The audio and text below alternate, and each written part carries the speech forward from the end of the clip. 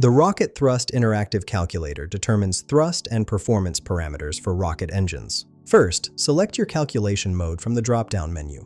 Options include Calculate Thrust, Calculate Mass Flow Rate, Calculate Exhaust Velocity, Calculate Exit Pressure, Calculate Specific Impulse, and Calculate Effective Exhaust Velocity. For this demonstration, we're using Calculate Thrust.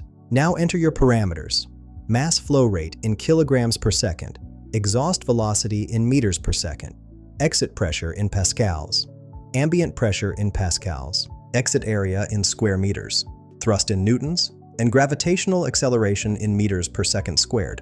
Let's calculate using these values. Mass flow rate 2163.7, exhaust velocity 4436, exit pressure 66700, ambient pressure 1325, exit area 0.282, thrust 11,000, and gravitational acceleration 9.80665. Click Calculate, and here are your results. Total thrust equals 11,009 newtons or 1160.01 kilonewtons. Momentum thrust contributes 116973 newtons, which is 100.8%.